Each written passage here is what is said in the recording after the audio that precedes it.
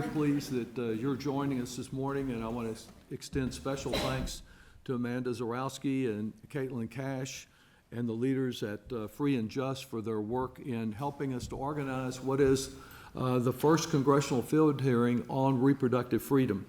I think it's so appropriate, unfortunately, that this series begins here in Austin, which has been ground zero for decades in the struggle over reproductive freedom. Protecting all forms of women's health care requires action at every level of government, and that's why in conducting this hearing, it's not just a congressional hearing, but we have the participation and a team with State Senator Sarah Eckhart, State Representative Donna Howard, and our Mayor Pro Tem Vanessa Fuentes, all of whom have been champions on this issue through good times and maybe not so good times. My friend and neighbor, the late Sarah Weddington, as you are aware, served as the attorney in Roe against Wade, securing the original legal victory, establishing a federal right to an abortion. She paved the path to health and economic freedom for generations of Texans and women across the country, a path that extremist Republicans are about one day after another eroding. Now we mark 4 very tragic years since the draconian abortion ban was adopted here in Texas, and 3 years since the Supreme Court decision in Dobbs that did such great injustice. Donald Trump is responsible for that decision, and he has packed the court with, and not just the Supreme Court, but all the courts with anti-choice judges. Excuse me. Now he's working to pack the Congress with anti-abortion, anti-choice Republicans, using crooked lines and racial gerrymandering to silence Texas voices. 3 of us spent a good chunk of yesterday on this issue, and as we meet, the House Redistricting Committee is meeting with the question of whether 5 pro-choice members of Congress are replaced with 5 anti-choice. Today we hear the catastrophic results of what the Republican reproductive health bans have done. Women forced to suffer until the brink of death before they can receive life-saving care.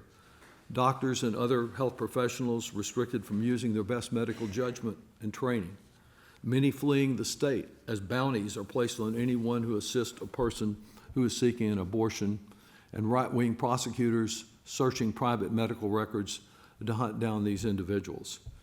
In Washington, it's all a celebration following Trump's Independence Day signing of the big ugly bill, as we call it, that threatens bodily autonomy and women's financial independence.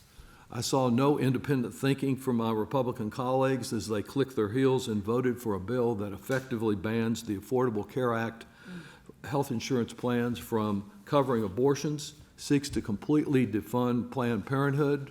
In that regard, I also want to honor my friend Robbie Osley, who's been such an important force at Planned Parenthood here for so long, but Planned Parenthood threatened and, of course, eliminates access to a family physician, all kinds of health care for about 15 million Americans.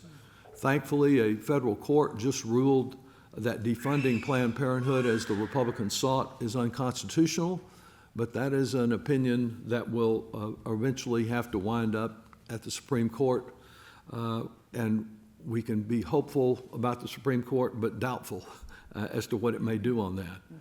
Well aware of how more and more Americans are rejecting these policies, Trump is desperately trying to cling to power, and that's what the battle that's going on at this moment about redistricting is about. Not about something in Texas. It's much bigger than Texas, a new tool to try to assure that he has complete control of both houses of Congress for the indefinite future.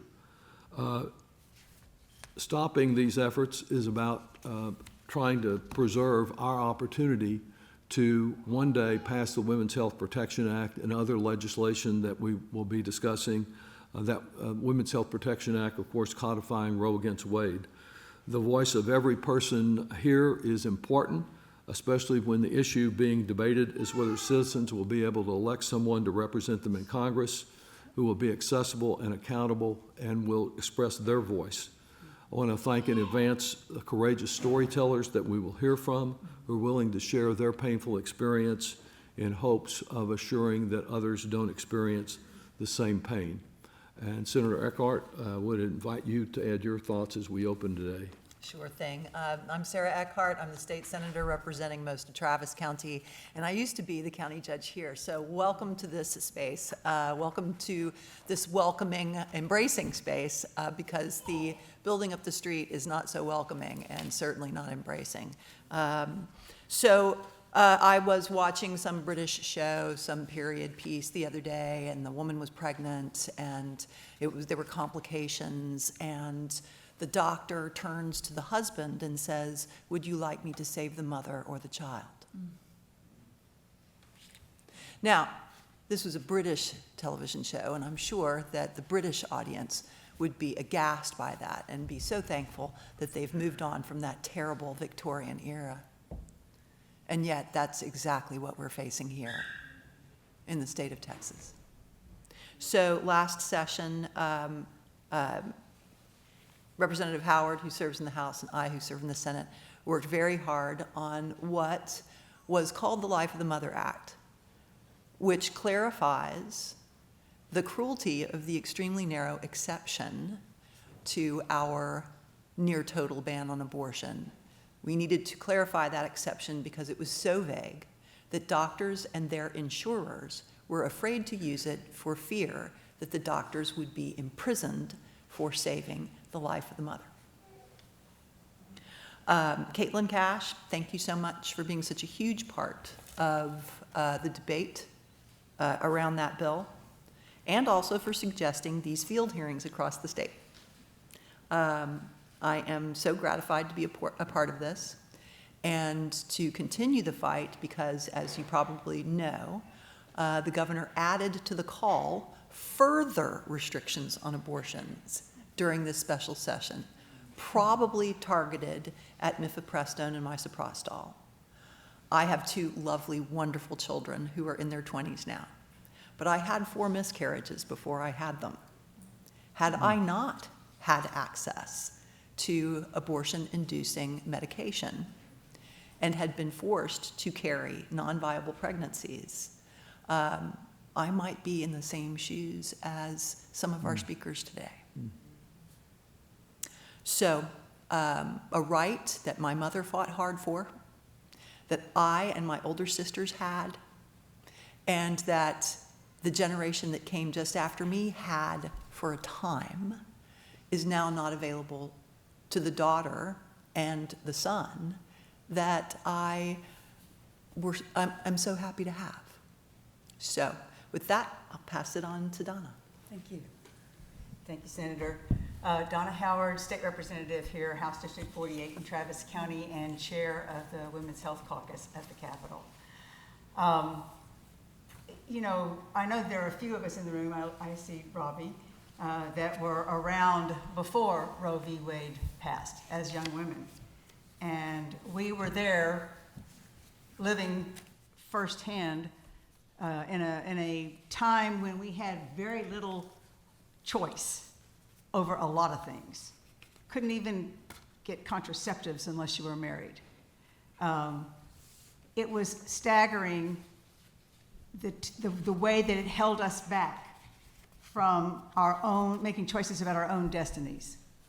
Having a child, having a family is a very personal decision that we should all have the ability to make on our own and not have it forced upon us. The fact is that it's a wonderful experience for those of us that have, as the senator mentions, had children that we wanted to have and have families that we wanted to have, and it has brought enrichment to our lives.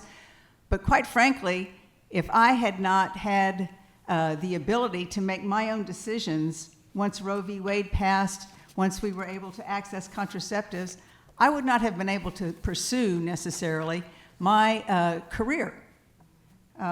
So it's just mind-boggling to me that we are here half a century later fighting these battles again that we thought we had won. The fact that we've gone back is just absolutely astounding. as the senator mentioned, the governor went so far as to again add abortion to this special session, as if enough had not been done. It has been session after session after session for at least 15 years that we've been doing this, every session coming back to further erosion of access to reproductive health care, to abortion health care. And the Senate Bill 8 that was passed before Roe v. Wade was overturned gave us a preview. We had a de facto ban on abortion then with the Supreme Court turning its back on us. We cannot count on the courts to be there for us as once we could. What has happened to the storytellers who have bravely come forward is something that was absolutely preventable, that should not have happened in the first place. But as the senator mentioned, as the congressman mentioned, these things occurred because of draconian legislation that was passed down the street here at our Texas Capitol, despite the fact that some of us pushed back, tried to give facts about what the repercussions were going to be, the so-called unintended consequences, to no avail. They passed it anyway. What changed this last session, where we could get a little bit of clarity on the very narrow exception, was a direct result of the brave women and the men who love them, who have been telling their stories and talking out loud and saying the word abortion, destigmatizing it, talking about the fact that this is a standard medical procedure that has been used for years and years and years without question when there are pregnancy complications. But because of this law, these women and their families were put in a position of suffering and even losing their lives. So I am extremely appreciative of the storytellers for helping us destigmatize, helping get that legislative body to do a little bit of movement, and I hope with the continued storytelling that we will be able to do even more. So thank y'all so much for doing this today. I appreciate it. And thank you so much, yes. Thank you so much for your efforts. Mayor Pro Tem? Yes, thank you. Good morning, everyone. My name is Vanessa Fuentes, proud to serve as Mayor Pro Tem here in the city of Austin. And just want to first appreciate and thank you for joining us today to share your experience and your story. We know that there are many ways that our rights are under attack here as Texans, from our representation with what's going on with the gerrymandering and the redistricting happening currently underway, but also when it comes to voting rights and emergency response. There's so much that I know that it can feel isolating when you think about what specifically is going on when it comes to reproductive health. And so I'm really grateful for this opportunity for us to create the spotlight to really dig in on what our actual experiences have been due to the injustices that have been forced upon us by the state and at the federal level. And so for me, I want to take a moment to highlight a little bit of what we've been doing here at the local level in response to all of our rights being curtailed and undone. We know that we live in Texas, we live in one of the harshest abortion bans in the country. And because we know that these bans have a ripple effect on our communities, especially harming our low-income families, people of color, and parents who are already struggling to make ends meet. So what have we been doing at the local level? In 2022, I introduced the Fight Back for Reproductive Health policy agenda. This is a proactive effort to protect Austin residents from discrimination in employment and housing based on reproductive health decisions. That legislation was passed. I also brought forward legislation to expand fertility benefits for city workers. That same year, I proudly supported the GRACE Act, championed by my colleague, Councilmember Chito Vela, which made it a city policy to deprioritize abortion investigations and prohibit city funds from being used on enforcement. If you can believe it or not, that is a thing, and that's something that we had to deprioritize here in Austin. It was a clear and necessary statement that our resources at the local level should never be weaponized against those seeking health care. And just last year, I brought forward legislation to reestablish Austin's Reproductive Logistical Support Fund to help Austinites travel out of state to receive reproductive health care. We also officially declared abortion rights as human rights in the city of Austin because we know that reproductive health care is essential health care. But all that to say, the state of Texas doesn't like to see a city standing up for our people. So our Reproductive Logistical Support Fund was directly targeted by the state legislature just a few months ago, and now it's been preempted, and so we will be banned from implementing that fund come September 1st. But that's not where our story ends today. It's far from it. We will not stop fighting, and we will continue to support our people here in Austin and the organizations and networks that are doing the vital, essential work to offer that care. And we know that Austin is not alone in this fight, and because today we are reminded that we are building and are part of a national movement. So by having this field hearing, we are uplifting the stories of our people so that we can ensure that the rest of Texas hears what's happening and the rest of our country can see what's happening in our state.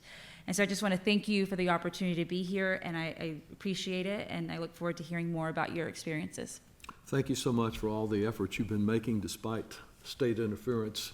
They seem to believe in local control, except when it doesn't fit their ideological framework.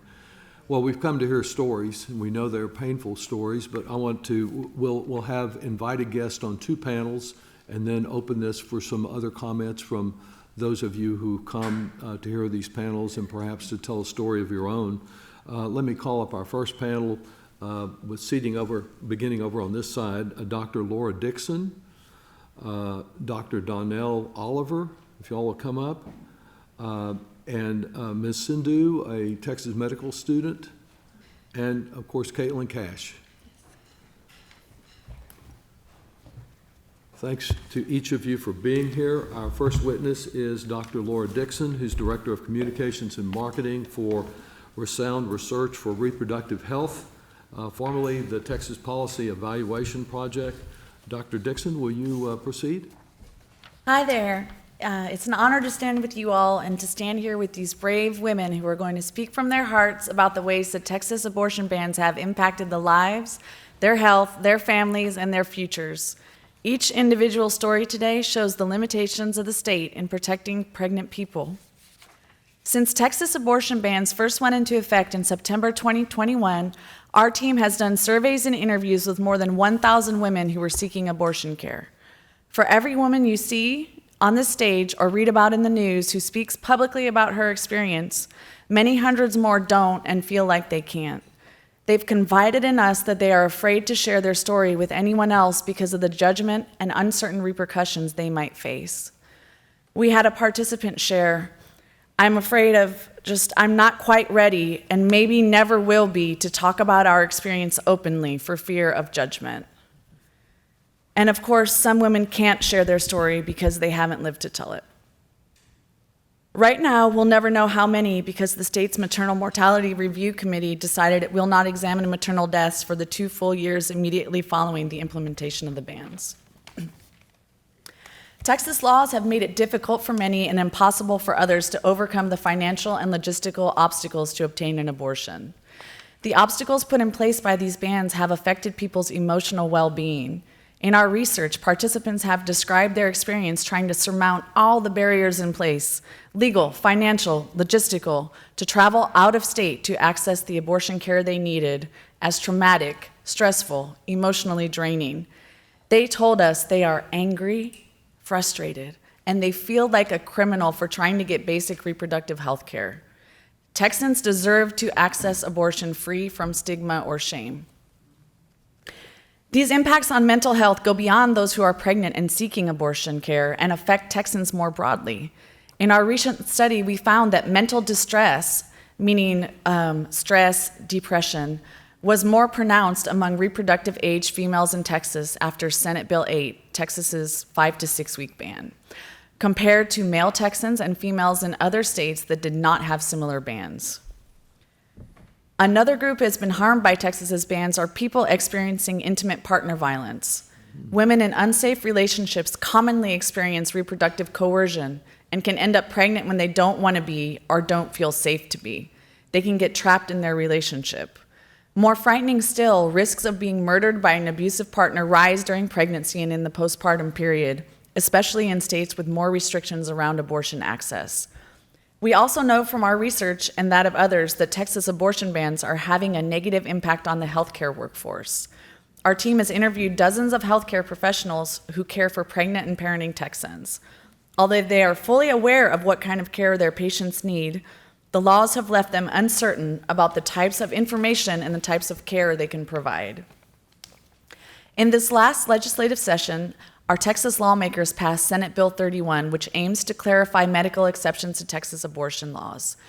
This law represents some forward progress, but we have to remember the real problem. Pregnancies are by their nature complex with every ever-changing risk. There are a heartbreaking number of ways, and we will hear some today, that things do not go as planned. The physicians Texans trust to care for them should be empowered to use their years of clinical training to give evidence-based recommendations for care and to provide that care without the threat of life-altering civil and criminal penalties. Abortion bans impact so many people here in the state, not just those experiencing medically complex pregnancies. No Texan should ever be forced to get care in another state or risk a tragic end to their pregnancy. Pregnant people deserve better than regressive policies that put their health and lives at risk. Texans deserve top quality, evidence-based care close to home. Thank you. Well, I think that leads right into the medical school. Thank you very much.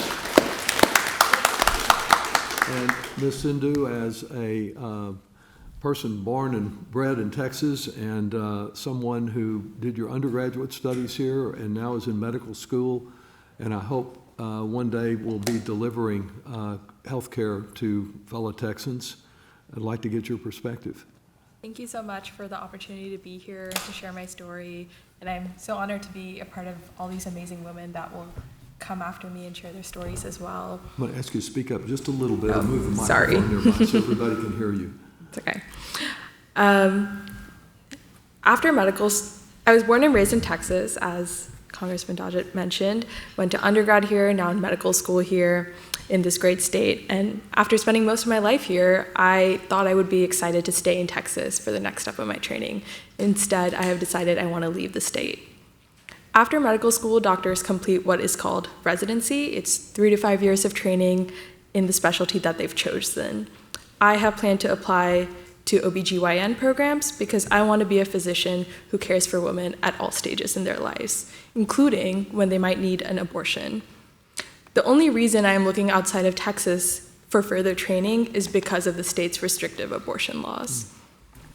Pregnancy is not a health-neutral state. It puts women at risk for life-threatening complications like hemorrhage, blood clots, preeclampsia, or heart and kidney issues.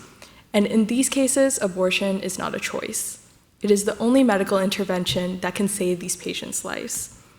I want to be trained to provide that care to all women. But in Texas, residents receive drastically reduced training. Many programs here actually send their students out to different states, sometimes for up to a couple of months, just to meet the national minimum requirements required. If a patient comes to me in the future, I want to be able to talk to her about all of her options so she can make the best decision for herself and her family. I don't want to have to worry about the vague legal language that we currently have in our laws. And if she has already made the excruciatingly difficult decision to seek an abortion, I don't want to be the doctor who turns her away in tears, which is what is happening all across the state right now. And while my decision is primarily about my training, it's also personal. As a young woman, I am scared to be pregnant in the state of Texas. I am scared to have my choices taken away from me. And if something were to go wrong, my doctors would have to worry about the legal consequences of saving my life. And going back to my training, residency is already an exhausting few years, 60 to 80 hours a week, night shifts, very few vacation days. And I want to be near my friends and family, the people who make Texas home for me. But I can't risk falling short in my training or becoming a physician who is unable to help a woman in the time of her need. And that is why, even though I want to stay in Texas, I feel that I have no choice but to leave. Thank you very much, Doctor. Yes. Thank you for sharing your experience. You know, I did chair when Democrats were in charge of the health subcommittee, and really concerned that we have a shortage of physicians in our future. and what the impact will be far beyond the issues that we talk about this morning if we don't have a new generation of medical students choosing to practice here, and if they're driven away by restrictive laws. Dr. Donnell Oliver, natural transition to your work as a board-certified OBGYN, and that I know you practiced here for a couple of decades and received your education and training in Texas when we didn't have these kind of restrictions, and that you care for patients on a wide range of care. So if you would share your perspective on this. Thank you very much for providing this forum for information to come to light on all the negative consequences and the not just fear but fatalities that are occurring because of this legislation. Over the years, I've had the privilege of serving thousands of people from across the greater Austin area, and I care deeply about each and every patient I treat. Each of these patients deserves the best world-class care my training and expertise can offer them. And I work to live up to that standard every day. That's why I'm here today. Texas's abortion ban is putting patients and the providers who treat them in impossible, sometimes life-threatening positions. Women are dying, families are suffering, and medical professionals' hands are being tied. Here in Texas, doctors like me with training and medical expertise are sidelined by politicians who think they know better than healthcare professionals who would do anything to keep their patients safe and healthy. In the most recent session, Republicans in the Texas Senate passed SB 2880, which would have allowed manufacturers of abortion medication or anyone who distributes, prescribes, or provides the medication to be sued for $100,000. Abortion medication has been proven to be safe and reliable for decades, and its use in medicine goes way beyond abortion care. Physicians use mifepristone and misoprostol to treat postpartum hemorrhage, which is the leading cause of maternal mortality. Texas has one of the highest maternal mortality rates, and limiting our ability to manage hemorrhage will lead to more deaths. It is used for miscarriages, inductions of labor, and uterine bleeding. Why do Texas politicians think that they know better than the doctors that prescribe this medication every day? And importantly, why are they focused on interfering with conversations that should be between a patient and their doctor, instead of focusing on the things that Texans actually need? The painful truth is, despite the devastating loss of 135 lives from the July 4th floods, Governor Abbott is calling on lawmakers to use the special session to redraw existing congressional district lines ahead of the 2026 midterm elections and impose new restrictions on access to abortion care that put even more Texas lives at risk. I speak to Austin women every single week that fear for their pregnancy and delivery of care in this state, asking if they actually need to leave the state to carry their pregnancies, to be able to live through those pregnancies and take care of those children, to make sure that their lives are more than just an incubator. This is not an exaggeration. It is a painful fact of my day-to-day existence as an OB-GYN here in Texas. My patients will always come first, and I am pleading with the state of Texas to let me do my job and to save lives without political interference. Thank you, Doctor. One of the reasons for our hearing today is that the very people that are putting these restrictions in place and looking for more ways to restrict haven't been willing to hear these stories and don't seem to have any appreciation for what's at stake. Caitlin Cash, I know as a mother who's experienced the impact in a very painful way, yours is the kind of story that more people need to hear to understand the consequences of this law, and I'm pleased we can give you an opportunity to express your experience with us today. Thank you.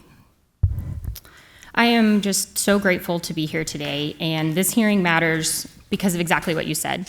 I have tried to share my story at the Capitol many times, and I've been told that this isn't the right forum, that that's not the bill that we're addressing, and that's not what's at stake this session. So it really means everything to me that you are helping create this space for more people to come forward.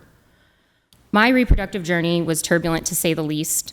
Between my first and my second born, I lost 3 very wanted pregnancies, and I almost died in childbirth. My first pregnancy was fairly textbook, so when I started trying for a second baby, I really never imagined that my journey would lead me here. I found out that I was pregnant with my second child in July of 2021.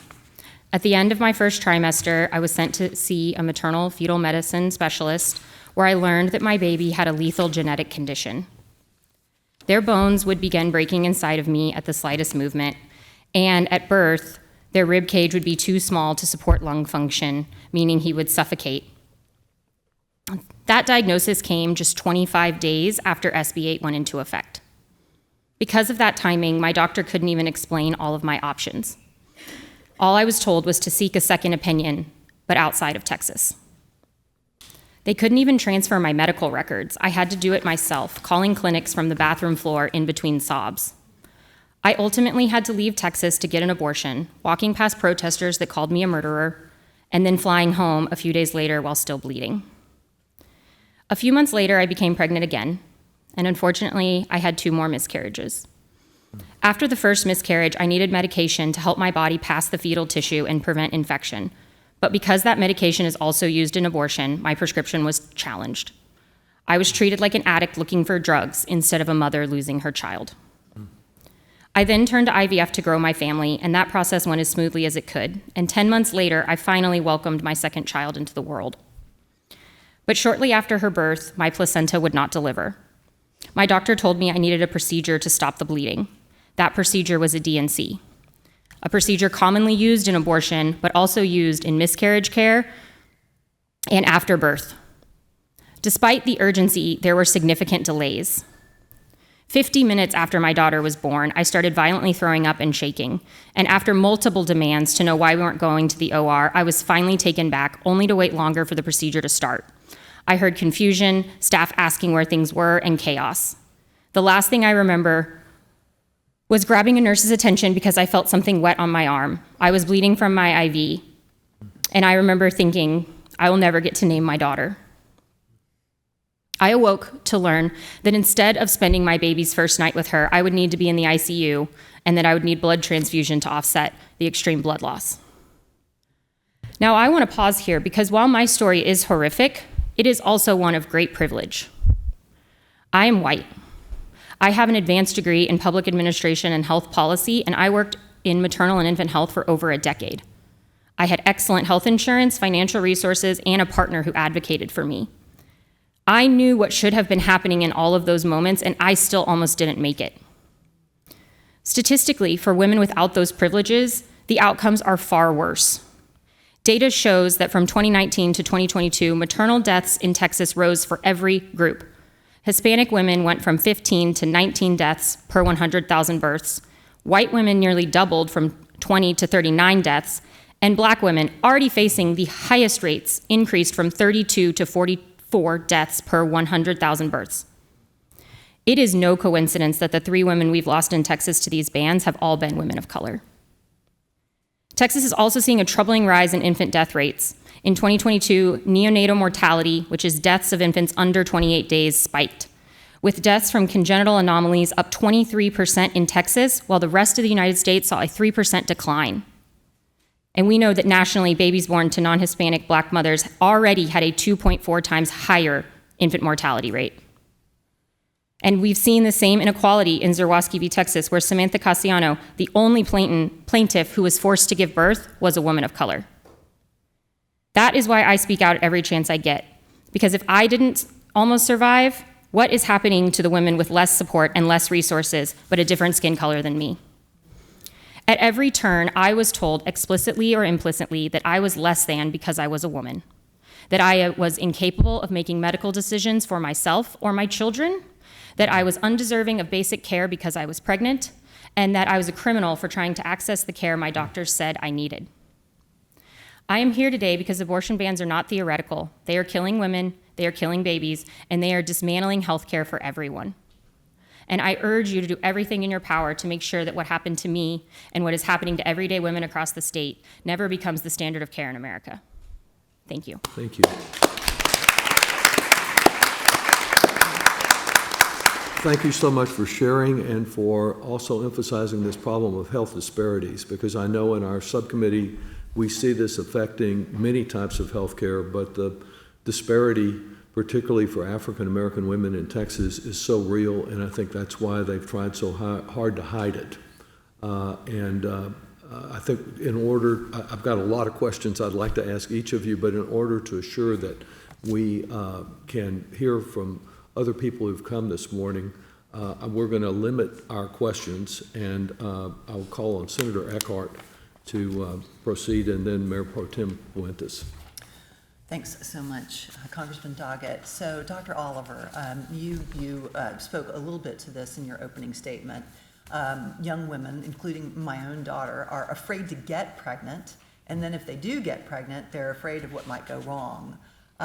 So can you tell us a little bit more about how this political interference in your medical practice has changed the conversation that you have with your patients, what you can and can't say, and how you may have, as Caitlin pointed out, the idea of being told to go get a second opinion outside the state, wink, wink, how that operates, how that impacts your practice.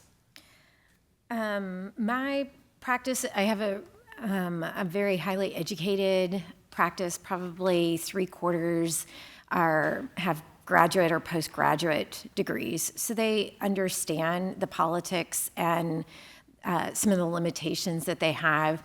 Many of them have moved out of state from New York or California for jobs here in Central Texas.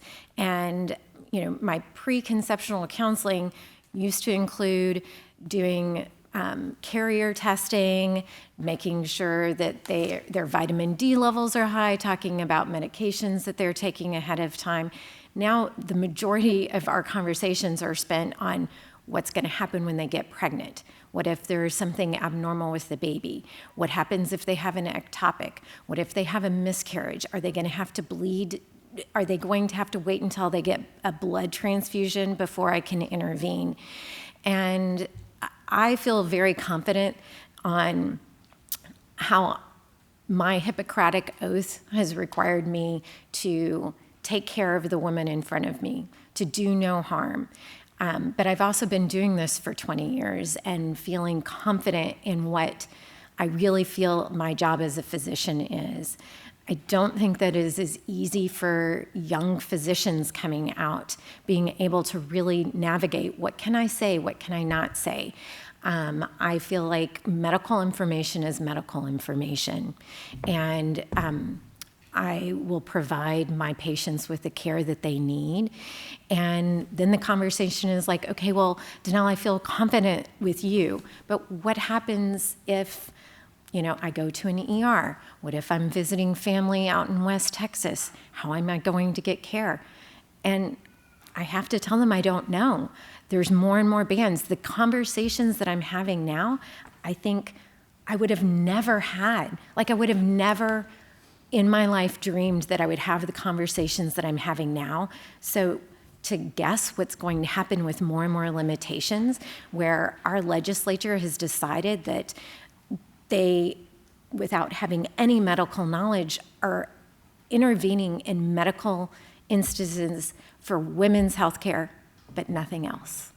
So it has become very hard, and my colleagues are leaving the state, and they're really concerned on being able to provide care.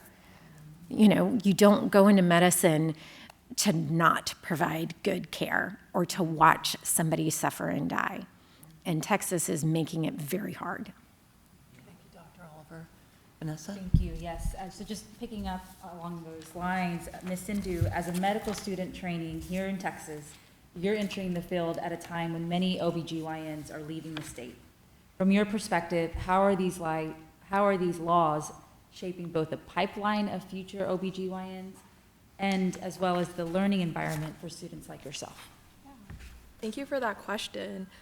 Just going off of what Dr. Oliver was mentioning, so many OBGYNs are leaving the state, and we've already seen a major impact on both practicing physicians and those in training. Since Roe v. Wade was overturned, we lost so many OBGYNs who feel that they can't fully or safely practice here in the state. And that shortage primarily affects patients who no longer have enough doctors to care for them, but it also affects medical schools that rely on those doctors as faculties and mentors to inspire students into this amazing field. For students, the numbers are clear. AAMC, which is the national organization, has data that showed in 2024, states that banned abortion saw a 16% drop in applications to OBGYN residency programs, even though application numbers went up nationally. And I see this among my peers every day, smart, passionate medical students who want to leave the state of Texas because they fear their training will be inadequate, or because they worry about starting families in this state where their own care might be compromised. So instead of building the next generation of OBGYNs here, I feel like these laws are driving both students and physicians away, and that leaves our communities with fewer people to take care of them. Thank you. Dr. Oliver, I want to come back to you. You had mentioned in your opening statement and also in your most recent answer the issue with regard to medications in the instance of needing to terminate the pregnancy. We argued a terrible bill during the regular session that would have made it illegal to send in abortion-inducing drugs, to obtain abortion-inducing drugs, to distribute abortion-inducing drugs, making all those in the distribution line liable for $100,000 per incident, including making the judge, if a judge allows it in a court case, liable for $100,000. It was the most curious bill. It had aspects that I had never seen before in law. So could you walk us through, because I don't think, certainly my colleagues don't understand, how these abortion-inducing drugs have been a game changer in reproductive health care? It is just mind-boggling that I would like to think it's just that the legislature or whoever is proposing these bills has a basic lack of knowledge. Because these medications, misoprostol and mifepristone, I prescribe every week, sometimes multiple times a week. And with miscarriage rates, 1 in 5, 20% of pregnant women will end in miscarriage. And most of the time, because of our good health care and our ability to see early pregnancies, that they're coming in early, and if we're just waiting, as you've experienced yourself, that the risks are infection and bleeding. And with mifepristone and misoprostol, now we can safely avoid complications for spontaneous miscarriages, as well as requiring medical intervention with DNCs. The higher DNC, the more complication rates women have with subsequent healthy pregnancies, with placenta accretas, and the accreta spectrum has increased. And that is big complications with loss of uteruses, massive hemorrhage, and loss of life. And so being able to use mifepristone and misoprostol for miscarriages, 1 in 5, that is just a phenomenal number. If that is no longer allowed, it is also one of the most common medications that we use when there's postpartum hemorrhage, which is, as I stated, the #1 cause of maternal mortality. We see hemorrhage all the time. Thank goodness it doesn't lead to death all the time, but for anemia, blood transfusions, and terror. Honestly, women that have like PTSD from their deliveries because they thought they were going to die. There's a lot of blood. To see 200 cc's of blood, 2 liters, 3 liters of blood that women lose after a delivery, a normal, healthy delivery that's wanted, and that they've done everything they could to have normal care and great care. And these are medications that we need to stop the bleeding so that they don't die, or they don't get a blood transfusion or a transfusion reaction or admitted to the ICU. Those are costs in addition to the physical risks. It's also expensive. Medical care is expensive. So now by the potential for limiting our access, it's costing us more and more money, not just lives, money. It just, I don't even understand, because it's used for many more things. It's limiting, many medications are used for multiple different outcomes and problems, and to target any one thing and say it can't be used, period, because of something off, it would be like saying we can no longer use narcotics. We all know that narcotics can have detrimental effects if used inadequately. However, we really need to have them for healthcare, for surgery. And so having legislatures limit something in a medical field that they have no idea is insulting to physicians as well as to patients. And this is a bit off script, but I hope it's in line with your answer.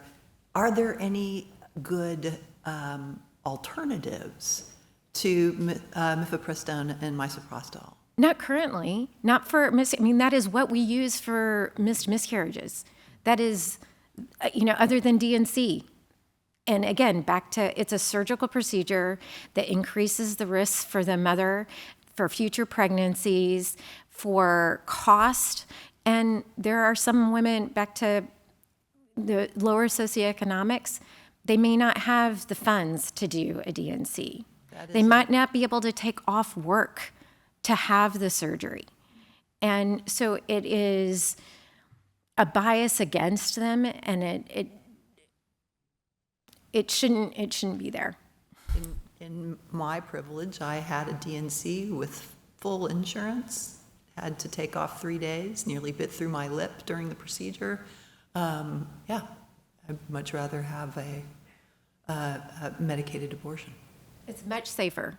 The science shows it is much safer. So is the science for, this is off script, the science of second trimester doing a DNC and medications. Like, it is actually safer.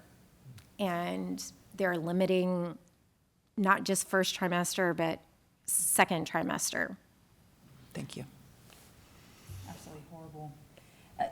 This question is for Dr. Dixon. Nearly 6 million people in Texas use Medicaid for their health care. The Republican budget in D.C. will gut Medicaid. How will this affect patients in Texas, and where, how, and to what standard will they be able to receive care? Cuts to Medicaid will be devastating in Texas, where millions of families already struggle to access even basic reproductive health care, even basic health care. For women of reproductive age, Texas already has one of the lowest percentages of people covered by Medicaid in the nation, and one of the highest percentages of uninsured women. This will make it worse. Texas has already excluded Planned Parenthood from our Medicaid program, a move now on the table nationally. When lawmakers defunded Planned Parenthood here in 2011, it was just the first step in shredding Texas's healthcare safety net. Further cuts to Medicaid will only make that worse. In a 2022 study, we looked at whether other Medicaid providers within 5 miles of former Planned Parenthood sites could absorb the patient load. For highly effective contraception, IUDs, implants, and injectables, only 6% of providers could meet clinical best practices and offer single-visit access. Many Medicaid clients told us it took months to find a new provider, and just this April, Title X funding was cut or reduced in 23 states, including Texas, which will further limit the ability of health departments and federally qualified health centers to serve low-income Texans. Well, thank you very much. I want to ask a question, but I'll react to that because the Medicaid losses here will be significant. They'll affect many of the working poor in our communities, but we also will face big cutbacks with reference to the Affordable Care Act marketplace plans. Republicans, of course, were trying to limit even the ability of someone to purchase coverage that includes abortion care in those policies. 3 months from now, I go every year out to foundation communities in South Austin, where for the last 12 or 13 years, we have discussed the marketplace plans and the free and objective care that service they provide to identify an insurance plan. Those premiums for people that go there will go up by about 75% as a result of this same bill. And as a result, another 4 million Americans will lose their coverage, and others will be strapped in trying to get that coverage. So it's a real challenge from this big, ugly bill.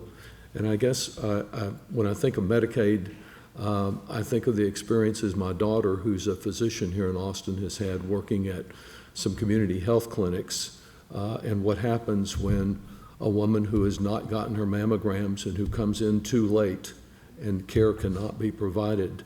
This also relates to this overall shortage that you've described that we will feel more of.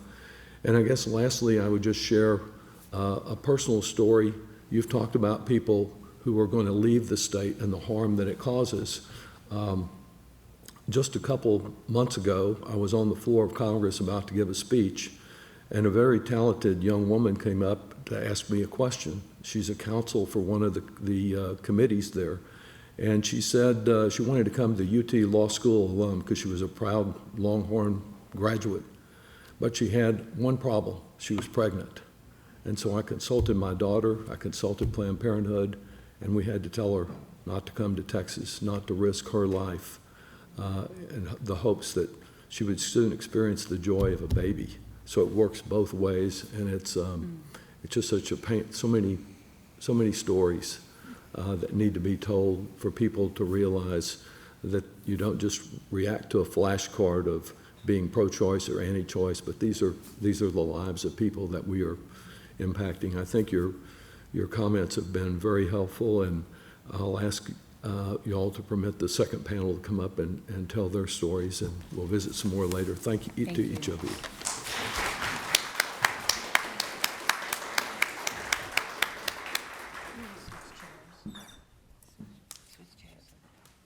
Let's see, we're getting the, yes, so Taylor Edwards and Amanda Zarowski, Kylie, let's see, actually, yes, Kylie Thurman, and we have a substitute for Sarah, yes. And Mitch Vermoncor, am I close to it? Thanks to each of you for being here.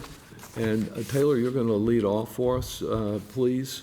I believe you work for a local tech company here and have faced a complicated and dangerous journey with trying to leave Texas to seek care for a pregnancy with some fatal fetal diagnosis. Will you tell us about your experience? Yes, thank you so much for, is it my mic okay? Thanks so much for holding this. It's so important that we continue to tell these stories. As you mentioned, my name is Taylor Edwards. I'm a career professional, a mother and a wife, and someone who, like so many others, dreamed of starting a family. After years of infertility, we finally conceived on my third IVF cycle. We were overjoyed, but at our anatomy scan, our baby was diagnosed with an encephalocele, a fatal condition where the brain tissue develops outside of the skull. She would not survive. I was given 3 options that day. The first, continue to go to weekly appointments while we waited for her to die, so then I'd be induced. The second, to carry her to term, to give birth, to have her suffocate to death. Or the third option, to flee my state. Even with a devastating diagnosis, even with the certainty that our baby would die, I was denied abortion care in Texas.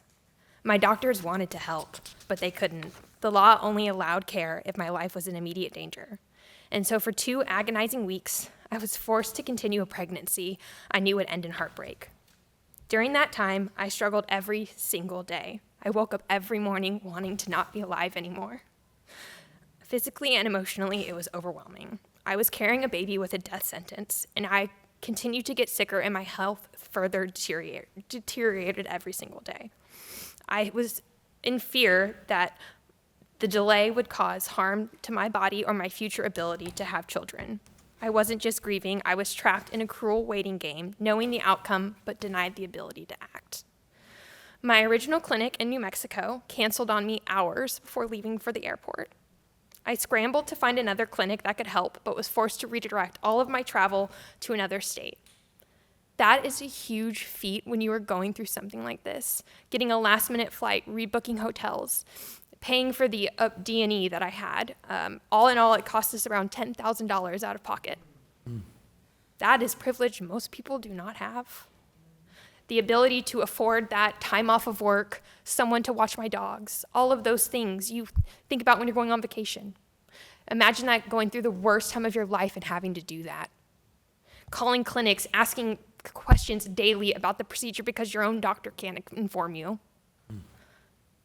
I was in limbo, sick, grieving, scared, and how, even in this situation with a fatal diagnosis, Texas law does not consider this abortion medically necessary, but instead elective. An elective procedure is what it's classified as. It's hard to explain what it feels like to told that your pain, your risk, and your baby's fate, none of it's enough. The law sees your suffering as a political inconvenience and not a medical emergency. I eventually made it to Colorado to get the care I needed. I left my support system, my trusted doctors, and my home, physically ill and emotionally broken. That journey, on top of loss itself, was a new kind of trauma, one no family should ever have to endure. I felt like a criminal under constant surveillance, worried I'd be arrested or a bounty would be put on my husband once we arrived home. This is the reality Texas families are living, the fear, the uncertainty, the waiting, the unbearable grief made worse by the cruelty baked into our laws. These laws are not protecting anybody's life. They are inflicting trauma. They are silencing doctors and delaying critical care and leaving patients like me to suffer needlessly. I'm speaking today because I want better for Texas. I want laws that recognize the complexity of pregnancy, that trust doctors to make medical decisions, and that treat patients with the compassion and autonomy they deserve. Thank you.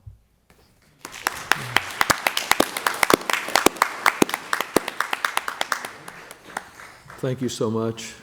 Amanda Zarowski, you've done such an amazing job of telling your story around the country, but it always has a big impact because of all that you endured. And will you share it with us now? Yes. Thank you so much for having me. Like Mitch, I'm also pinch hitting today. It was supposed to be my husband Josh up here, but unfortunately he's under the weather, so you're stuck with me yet again instead. As you mentioned, you have probably heard my story before, the story of how I was denied care when I was miscarrying a very wanted pregnancy at 18 weeks. And as a result of being denied that care, I went into septic shock, nearly died, and my fertility remains forever compromised. The reason why you've heard from me before, some of you many times, is not because I'm an anomaly or I'm a one-off or my story is rare. It's because this is really hard to do. We have to go back and relive the most difficult trauma we have ever endured time and time again in order to have our voices heard. I want to thank you for providing this safe and embracing environment for us to testify. There are countless others that probably want to do the same, but they're scared, and rightfully so. So I think that we need to create more of these spaces so that more storytellers can continue to speak out. I want to thank everyone who's here today, all of my fellow storytellers who are brave enough to show up. I want you to know that I see you, I'm with you, and I'm proud of you. I want to share a story on Josh's behalf that he was going to tell today. Throughout my brief pregnancy, he had dreamed of the bag that he would pack to take to the hospital when I would deliver our baby girl. He dreamed of what he would put in it, the clothes that she would come home in. Unfortunately, he never got to pack that bag. He did get to pack a hospital bag, but it was very different. Instead of clothing for our newborn baby, it was filled with items that he thought I might need if the doctors were able to save my life. So while I crashed into septic shock in our bedroom, he threw a random toothbrush, a hairbrush, a pair of boxer shorts, hoping that I would have the opportunity to use them. My parents also had to pack an emergency hospital bag when they flew through the night from Indiana to come see me for what they hoped would not be the last time. So the message that I think Josh would have shared with you today is that these traumas will live with him and with my parents and with my siblings forever. And so when people say that this just affects the individual, it's simply not true. This affects the individual, of course, but it also affects families. Now, when our friends and neighbors tell us they're pregnant and they ask us for advice, Josh gives them very different advice than he would have before. He tells them that if they don't have to stay in Texas, they shouldn't.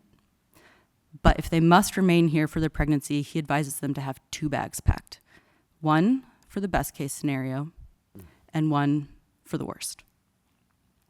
While that may sound cynical, that is our heartbreaking reality. Because to be pregnant in Texas is not only scary, it's dangerous. Thank you. Thank you very much.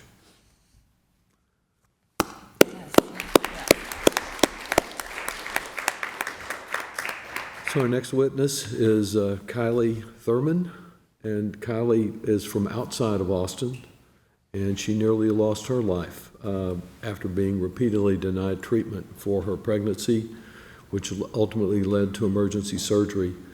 Ms. Thurman, will you share your experience? Yeah, thank you all for having me. My name is Kylie Thurman. I'm from the small town of Burnett, Texas, just 1 hour northwest of here in the Hill Country. I'm a 4th-generation Texan, and Texas has always been home for me.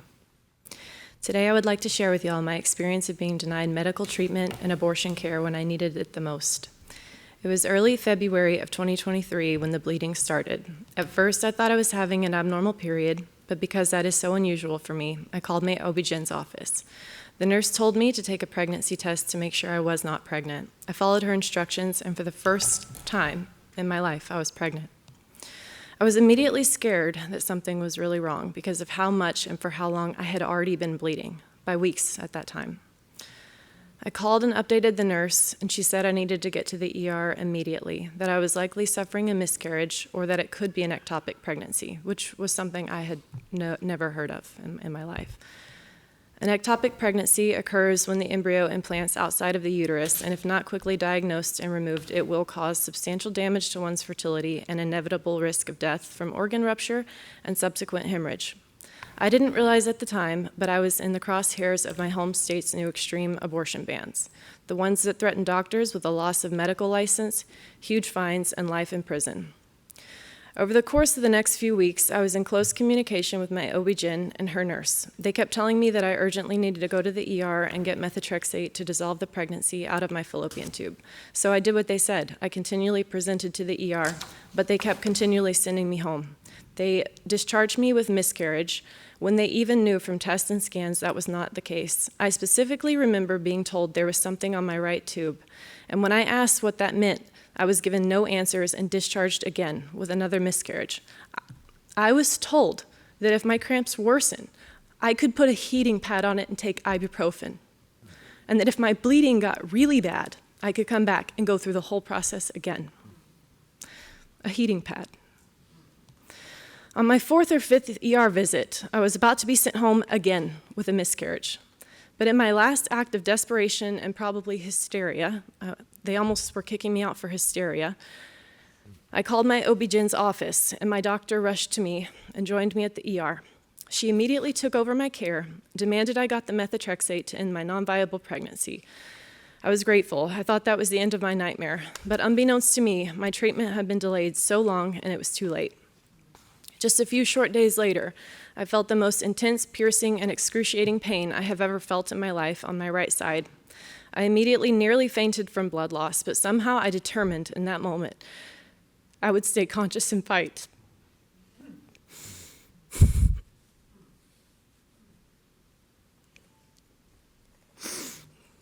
I knew if I passed out, I would die, and I wasn't going to let that happen. It would have been easy, because it felt so easy to slip away, but I decided to put all my energy and my focus on staying alive. I was in so much pain that I couldn't stand up straight. I was weak and I was shaking, and I had no choice but to keep fighting, and so I did. I went to the ER and presented again, this time with an internal hemorrhage from a ruptured fallopian tube. My situation was so dire that I was transferred to the bigger hospital. My abdomen was so swollen with blood, it felt like jello. I underwent emergency surgery to remove the embryo and what was left of my ruptured fallopian tube. All of this was 100% preventable and treatable. I was forced through incredible suffering. My fertility has been forever impacted thanks to these pro-life bans. I wanted that pregnancy. This was my first experience being pregnant, and it has played a huge role in my fear of getting pregnant again. To be pregnant in Texas is a death sentence. If anything goes wrong, you have no guarantee to abortion care. And ectopic pregnancies are covered in our state law. But look at me, I am the exception to the law, and I was left to bleed out and die. This is going to be therapeutic, this next part. I place the blame squarely on the state of Texas and the lawmakers who authored, supported, and forced through these insidious laws. I hold them 100% responsible for what happened to me and the impacts it had on my body, my fertility, and my life. These laws hurt women like me, pregnant Texans who are in desperate need, yet sent home to figure it out themselves or left to travel to seek emergency care in another state. I pray almost daily that those individuals are made aware and are unable to run and hide from the suffering that they have caused. And I pray that the weight of their actions and their cowardice sits heavily on their soul, as it properly should.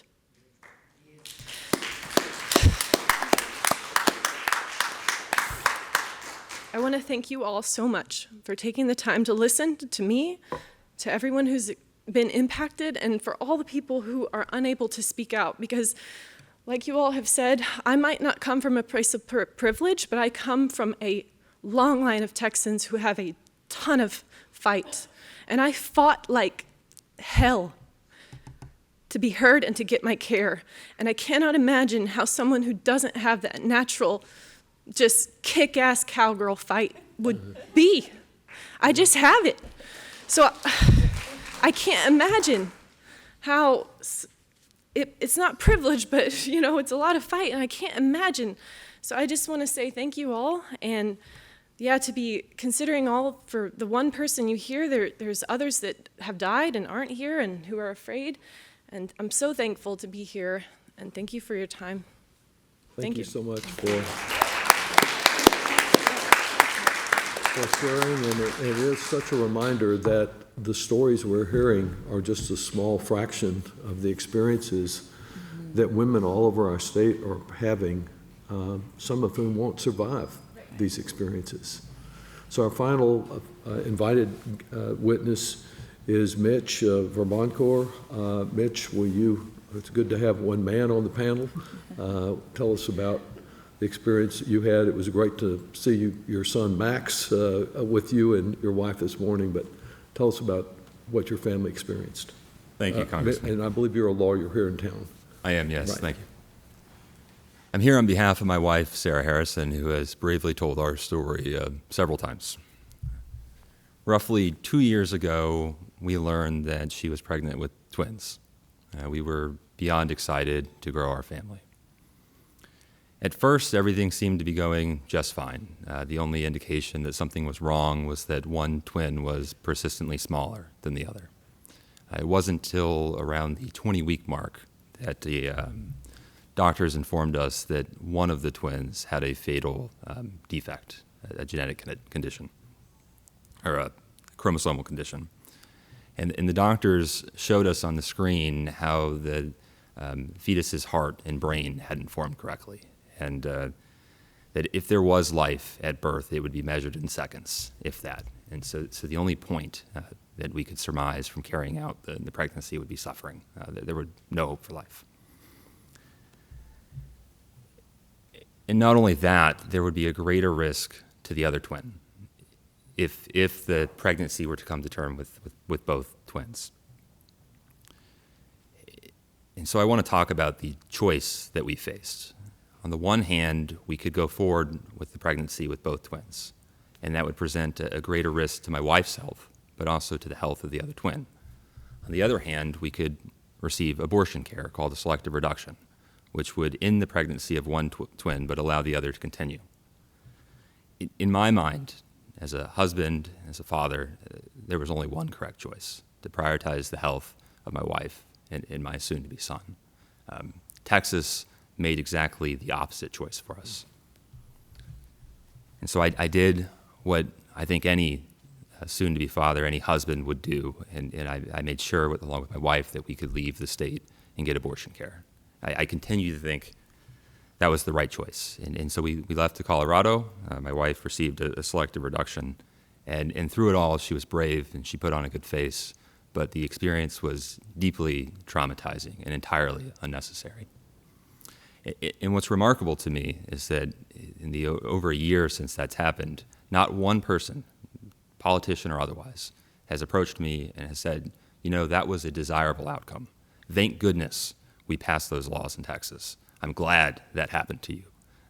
It's not a desirable outcome, and I haven't heard the politicians that are so-called pro-life asking how they can make the laws better, how they can prevent situations like this. These situations, like we've heard today, like my family's, they're complicated. They're medically complicated, and they're deeply personal. And the theme in the Texas legislature throughout all of this is the state can make an uncomplicated choice, a straightforward choice, just to deny that care. And I think that's the wrong choice. I think it deprives families and women of choices they should have. Thank you. Thank you very much. So I'll lead off on questions this time to you, Ms. Thurman. Obviously, Texas tough, but you did seem to do everything just right in accordance with what your physicians were telling you, following orders, going to the ER, and yet you got turned away again and again. How did it feel at that moment when you realized that you were fighting for your life in a situation the doctors already knew was threatening your life? Yeah, it was really scary. But more than scary, it was disempowering.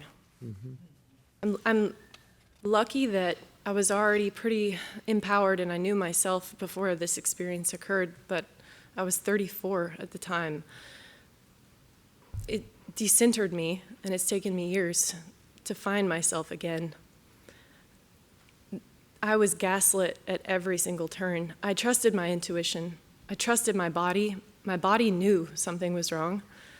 My doctors knew something was wrong. My OB-GYN and my nurse specifically knew something was wrong. And even though I trusted myself, and my body's giving me signs, I've been bleeding for weeks, and I was told that my experience, like what they were telling me, didn't match my experience. So it was incredibly disorienting to be knowing a truth and it so deeply and being told, oh no, you're wrong about that. So it was incredibly disempowering, but every time I have an opportunity to speak, and winning my EMTALA case too, it gives me my power back. And every single time I feel like I get a piece of me back and more power, and I think even more of me returns. So even though it was a disempowering experience, I feel that I'm on the mend. That's wonderful, and I think in the process of telling these stories, hopefully we're empowering other women to show the same kind of courage that you have. Representative? Yeah, thank you. Taylor, I'm going to ask you a question, if I may, please. And thank you so much for sharing your heartbreaking story that you've had to go through, and to your point that this is not about protecting life. It's actually the exact opposite. When you hear us talking about the restrictions on access to medication abortion, as the senator laid out, actually going after the manufacturers, criminalizing the drugs, just making this even unavailable for standard use that's outside of the realm of abortion. What about these proposals scares you the most, and what would you prefer to see lawmakers focusing on instead of restricting access?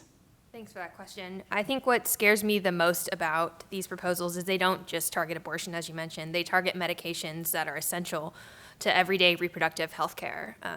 I'm someone who's been through the ringer in the reproductive sphere, and I've gone through, I don't even know, 7 surgeries, including fibroid and polyp removal, hysteroscopies. I had a DNC after my D&E to get tissue removed just so my body could get ready for pregnancy. And all of those procedures relied on misoprostol. It's not some fringe drug. It's standard care. Criminalizing it or going after its manufacturers would make Texas even more dangerous for patients like me. We're already seeing proposals like SB6 style lawsuits where private citizens could sue over medication use. That creates fear, delays, and silence. And it's terrifying prospect for pregnant people going through loss, people wanting to have a family. I myself was able to welcome my son in 2024, and we're getting to the point where we have to start another IVF cycle, and I don't know if I want to do that. I want my son to have a sibling, but I'm scared to be pregnant again. I had severe complications with that pregnancy as well, and so this is not a safe state to be pregnant in. So while I fear being stuck in another medical crisis and all of that is looming over my healthcare, I think if lawmakers criminalize misoprostol and medications like it, that fear is going to become a guarantee. Instead of restricting access further, I wish lawmakers would focus on safety, on supporting patients and trusting doctors to provide evidence-based care. Every new restriction doesn't just limit abortions, it makes all reproductive care less safe. Thank you so much. I appreciate that. Ms. Zarowski actually had a question for your husband, and Mitch, you may want to chime in here, but I did note we have a man here on the panel, but I think you can comment on it as well. Why is it important that this not just be a women's issue, but it's an issue for all of us to speak out and to get more men involved in this storytelling and this movement? Thank you for that question. He's very passionate about this issue, and I know exactly what he would say. He would say that this is not just a women's issue. This is a human rights issue. This is an issue for families. And as I discussed, my entire family was impacted by what happened to us, not just to me, to us.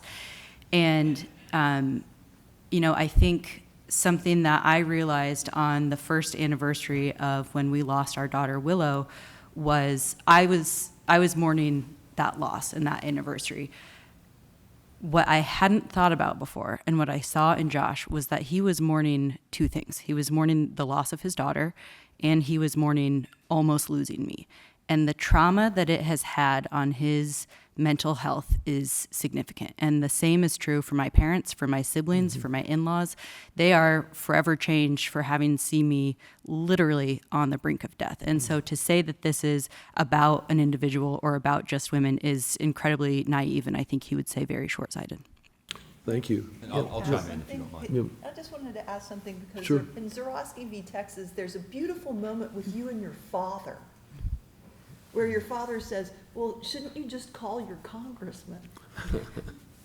And could you tell us just a little snippet about how your father was just incredulous that there wasn't a solution here? Yes. So in the early days, we had to do a lot of education because people, not just in Texas, but across the country, just kept asking us, why? Why can't you get care? Why don't you just do this? Why aren't they doing what they need?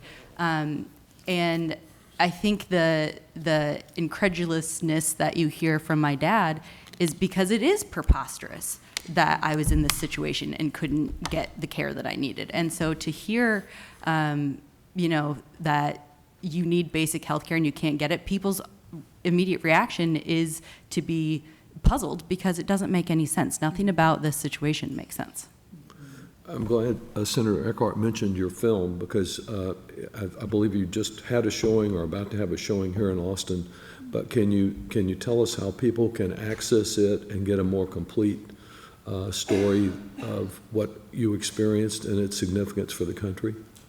Yes, thank you. What a timely question, Congressman. So we did file a lawsuit, Zarowski v. Texas, and there's a documentary about that lawsuit, and it will be streaming on Monday across all platforms that you can, I think you'll be able to rent or buy it, so keep an eye out for that. There will be a big social media push, so thank you. Mitch, I know that Representative Howard has another question for you, but do you want to say anything else about the role of men in this storytelling and this important cause?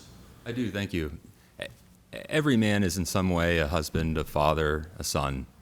And these sorts of medical crises, no one expects them. And so you might be sitting watching this thinking this won't happen to anyone I care about. That might be true, and if so, how fortunate for you. But it might. And when it does, it's going to be too late if you're a citizen of Texas. Mm-hmm. And so speak up now and protect the women that you care about before the emergency strikes. Thank you. Go ahead. Okay, so I'm going to continue, Mitch, if we could, please. I think we all know right now that there are efforts at the Texas legislature from President Trump and Governor Abbott to push through their extreme agenda in this special session by changing the Texas congressional maps. It's an obvious power grab taking place right now, and as a matter of fact, there was the hearing this morning in the House. They actually did pass the proposed map, so it is an official thing that did happen this morning out of committee. But this is being done, of course, at the same time that we've experienced the horrific flooding in Central Texas, where at least 135 Texans have died. And there is much rebuilding and recovery that still is important to go on. Huge amount of investment that needs to be made, but we're here focused on redistricting. Obviously, they also, as we've already mentioned, brought up medication abortion legislation as well. So clearly not focused on the right things here. And so you mentioned specifically that no one has asked you about what laws we should have in place to make things better. So we are here now asking you, what do you think legislators should be focused on? What laws should we have? You mentioned the flooding, and there was something that Governor Abbott said that struck me. He was asked after the flooding, what should we have done better? What could we have done to minimize the tragic loss of life that just happened? And he gave a football analogy. And the first thing he said was, well, that's a question losers ask. Winning teams don't ask that question. Winning teams just say, oh, don't worry about it, buddy. We'll score next time.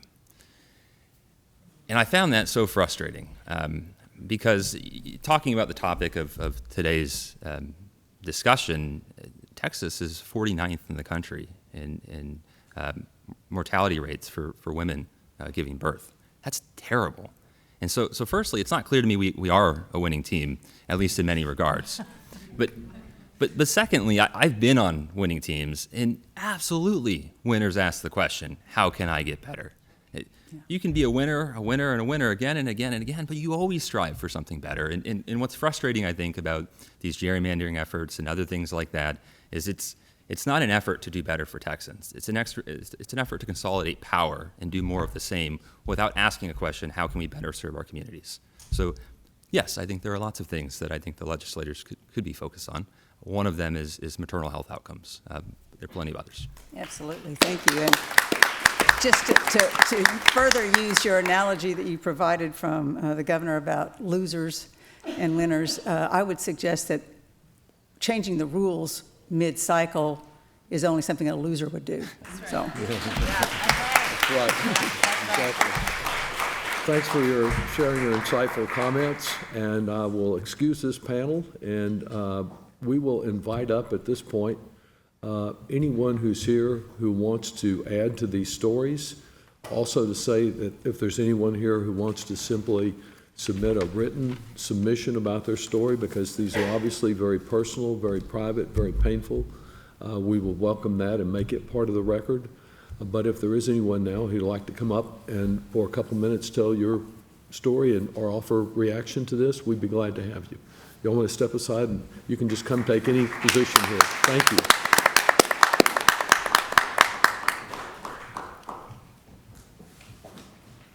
We won't give you a name flag, but if you will, just I guess identify yourself and where you're from to the extent you wish to do so, and we've got chairs for anyone else who would like to come up too. Thank you. You want to proceed? Yeah, sure. Hi, I'm Shelly Hall, and I've lived in Austin for 20 years now. I'm a proud Texan, born and bred, and someone who hopes to become a mother. Like many others here today, my story is about what happens when abortion laws stop protecting women. Actually, a month ago today, on July 2nd, I went in for a routine appointment at 10 weeks pregnant. It was a wanted pregnancy. We had a name picked out. I had already had 3 sonograms that we had up on our fridge, and we had taken a blood test, a gender blood test, and we found out it was a girl. But at my 10-week appointment, there was no heartbeat. She had died. The moment the ultrasound stopped, I panicked. My first thought wasn't just grief, it was fear. I blurted out to Dr. Grano, will I be able to have a D&C? Because in Texas, even a moment like that, I didn't know I was allowed to get the care that I needed. She gently said yes, because there's no heartbeat. And just like that, the most devastating news of my life had to be translated into legal language rather than medical expertise alone to determine whether or not I could safely move forward. She scheduled an emergency D&C for the next day on July 3rd. But due to Texas laws shaped by the abortion bans, which should have been a heartbreaking but straightforward medical procedure to prevent infection and remove the pregnancy, turned into an even bigger nightmare than I was already living. The pill I needed to soften my cervix wasn't called in by mistake that Wednesday evening. So at 8 a.m., I was getting out of bed, getting ready for what was probably gonna be the worst day of my life. I got a call from the OB's office. I was like, great, they're gonna tell me things to expect, where to park, I'm ready. And instead, they told me I needed to get to the pharmacy immediately. They had forgotten to call in my Misoprostol, and I needed to have it before the surgery was done so the surgery could be safe. So I opened up my Walgreens app, made sure that everything was in, and instead it said that the prescription was being delayed and reviewed by insurance. I had to be at the hospital by 10 a.m. This was the day before 4th of July weekend, where everyone is gonna have their emergency surgeries for blowing up their fingers. So I needed to they were getting me into the surgery before a long holiday weekend. So I immediately called Walgreens, and the pharmacist said that they couldn't release the prescription even for $1.65 out of pocket because they needed more documentation to confirm it wasn't an abortion. I asked if it was because of Texas abortion bans, and the pharmacist sighed and said yes. I immediately hung up and called my OB's office. I stood there in grief and in crisis on the phone with my doctor's office for what felt like an eternity, but was probably half an hour, trying to understand how I could get the pill and ensure that they could prove to insurance that I had lost my baby, also I could have access to the medication that would make my surgery safer. All because of how Texas laws are written. On one of the hardest days of my life, it was on me to convince strangers that yes, my baby was already gone. All just to get basic access, safe care, care that should have been mine without a fight. With the driving time, getting to the pharmacy, and then the scene, I was panicked and getting the pill on time and making it in time for my 10 a.m. check-in. My husband and I barely made it to the hospital in time. My surgery was delayed. I have type 1 diabetes, so going hours without food or water because of anesthesia added even more risk to an already traumatic day. I was trying to manage my blood sugars and my heartbreak at the same time. I was ultimately able to get the care that I needed. I knew it would be more dangerous having a baby in Texas after Roe v. Wade was overturned, but I didn't know it'd become my lived experience. I know clearly this isn't just my story. It's happening to women across Texas, women who are miscarrying, hemorrhaging, and carrying non-viable pregnancies, women who want their babies but are being treated like criminals in our most vulnerable moments. The law doesn't seek nuance, but pregnancy isn't black and white, it's complex, it's messy. And when you legislate women's health without listening to our lived experiences, you create fear, not safety. Pregnancy after loss is already full of anxiety, but now in Texas, I will also have to fear if I'll be allowed to get the care I need if something goes wrong again. This is what abortion bans look like in practice, even when you're not seeking an abortion. Our miscarriage care is being delayed, denied, and more dangerous. And it's not just me, it's everyone in this room and those who don't feel comfortable sharing their stories.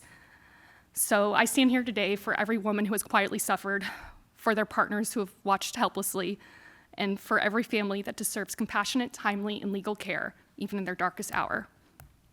So if they're here to protect life, protect all of it. Make space in our laws for compassion, for medical judgment, and for the truth of pregnancy that doesn't always go as planned. I hope my story shares how policies that are harming Texas women and our families, and I hope that our grief is a turning point and not silence. I still want to be a mother, and I still believe in the power of choice, and I believe that Texas can do better for all of us. Thank you. It can.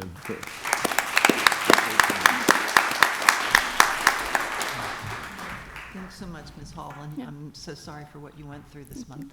Thank you. Do you have comments? Yes, thank you. Hello. Oh, sorry. I didn't know it was on. I'm HK Gray. I am the youth programs coordinator at Jane's Due Process. I was already a teen mom when I got pregnant again at 17. The reason why I got pregnant again was because I was denied access to an IUD that both me and my OBGYN approved of and said it was going to be the best option for me. This was denied back in 2018 because I needed parental consent, something I could not do because my mom was incarcerated and my dad was currently homeless. I then found out that I was going to need that exact same consent to access an abortion, or alternatively, go before a judge to prove that I was mature enough to make that decision on my own. I finally got to have an abortion after this entire process forced me to be pregnant for 13 weeks longer than I should have been. This was before SB 8. This was before Dobbs. And this was before people had to spend thousands of dollars and travel out of state to receive the same care. Texans are dying, and they are scared to have children because of these abortion bans. The lawmakers who voted for this knew that this would cause severe consequences for Black, brown, and rural communities, and they happily voted it in anyways. Texas teens deserve better, and Jane's Due Process will continue to help them get the care they need with dignity. Thank you for your time. Thank you very much. Thank you so much. To say that it is an honor to be in space with so many powerful champions, storytellers, and activists would be an understatement. My name is Lucia Arroyo. I use she, her pronouns, and I'm the executive director at Jane's Due Process. A little bit about our organization before introducing more of myself and how I came to this work. Jane's Due Process has helped young Texans access reproductive health care for almost 25 years. We are the only abortion fund in the country that focuses exclusively on helping young people access the full spectrum of reproductive health care, including abortion, birth control, sex education, and pregnancy care. And that is because we recognize the unique and complex barriers young people face when accessing this care. Since the fall of Roe, we've helped over 200 young people leave the state for abortion care. And in 2024, we had 3,010 calls to our hotline, 3,432 texts to our text line, and distributed 5,402 repro kits in rural communities. At Jane's Due Process, we firmly believe that all teens, regardless of where they live or how much money they make, should be able to exercise their human right to make the pregnancy decisions that are right for them, whether that be abortion or parenting, and will continue to work towards that future for all young people in Texas. We've heard from so many brave individuals today that have talked about the difficulty in navigating the barriers to accessing abortion in this state and having to leave for that care. As you can imagine, those barriers are exacerbated when you're still in high school or under the age of 17 with no support. It is in those times when Jane's Due Process steps up and makes sure that young people have somebody with them when accessing this care. Leading that mission at Jane's Due Process is deeply personal for me. I'm a proud granddaughter of Mexican immigrants and a born and raised Texan. And because of my own abortion story, I know what it's like to seek care as a young person in the state of Texas. I was fortunate to have the support of my mother and to not be subjected to the cruel injustice of traveling thousands of miles away from my home to access that care. I will be forever grateful to the staff of Austin Women's Health Center for their patient-centered support and care. Despite what anti-abortion extremists want you to believe, I know that my abortion was rooted in love. The love for my future children and family, the love for myself in the present moment, and the love for the child that I knew I couldn't raise and wasn't ready to raise in the way that I wanted. My abortion is the greatest decision I've ever made for myself, and I will fight to the end to make sure every young person in Texas is able to make the decision that is best for them. Texas has always been at the forefront of the fight for reproductive freedom, and this time will be no different. Thank you to the champions in this fight for standing with us, for hearing our lived experiences, and for your commitment to confronting the cruelty and harm of anti-abortion extremism in our state. Thank you. Thank you very much. Do any of you have questions you want to raise? I do want to ask, that is a beautiful green dress, and did you perhaps wear it for the flood victims? I've been scouring Goodwill for fabulous green outfits. So there's a lot of solidarity in the color green. It's for the Maria Verde movement, which is the global abortion liberation movement, but again, I feel like it signifies across movements. Absolutely. Yeah. Absolutely. Thank you so much. Thank you for your work. Thank you. Yeah, thank you for your work, and I will say it raises another of the many challenges that we have in Washington. There has been an effort that I thought actually last year after the election to attack nonprofit status, tax-exempt status of organizations, whether it is an organization trying to help the immigrants that are contributing to our community, advancing human rights and fighting the war on starvation in Gaza, or delivering access to abortion care. And it's all about labeling all those things as terrorism and denying the tax-exempt status, which is so very important. So it's another front where we will be challenged on. There was just new legislation introduced by a Texas senator this past couple of weeks, and I look forward to talking with you some more about it. But thank each of you for sharing your stories. They're really helpful. Are there any other audience members who want to add their comments? Yes, come on up. And then we'll have some brief closing statements, but thank you very much. Pleased to have each of you. You want to lead off? Thank you for being here. Am I clear enough? Yes. Do speak up just a little bit so everybody can hear you in the back. Is this one on? Yeah, there we go. I'm heartbroken. Giving your name for our record? Kathleen Abbott. Thank you, Kathleen. No relation. In any sense. And while not needing to say my whole experience, which was similar to the ones we've heard, what I haven't heard yet is the effects for women who already have children. And I had IVF for my children in my late 30s and 40s, and then a couple of years later had a ectopic pregnancy rupture. And it breaks my heart that the young women of Texas and the nation have been abandoned to the precariousness of having to go through an option I had, and I potentially could have orphaned my children with an accidental pregnancy that was unviable. And so that was the one thing I hadn't heard yet today, was the effects on the children we're trying to care for. And as a divorcee, I had a career to maintain, and my illness, any illness that's complicated by an inability to get care is risking the health of the children that are alive. And so I just wanted to be sure that I know some of the situations we heard, there were other children involved, but I wanted to be sure that was brought up.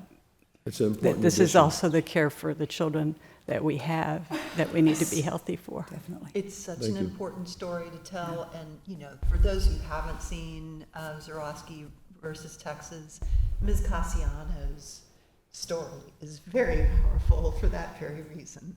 She's the mother of several children, has a horrific circumstance of having to carry a fetus with a fatal fetal anomaly all the way to labor, and then chooses to have her tubes tied. It's a powerful, powerful story. And it goes directly to what you were saying, the impact on mothers who have families who are in these terrible circumstances, risking orphaning the children that they already have. So thank you for raising that perspective. Thank you. You have a story to tell. Well, good morning. My name's Dana, and my input, if you will, is that I believe that legislation like this, that's allegedly pro-life legislation, is actually detrimental to humanity.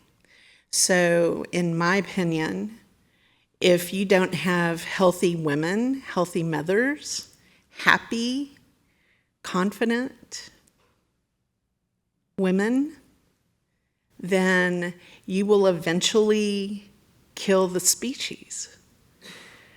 So if you're not going to have healthy women and provide health care for women who are able to reproduce and create more human beings, then eventually you will have a decrease in birth rate to the point where you have decrease in human beings on the planet. Pro or con on that, eventually, thousands of years from now, you will kill Homo sapiens. So, I personally believe now that women should be a separate genus species. And pro or con on that as well. So that was my basic input. Me personally, I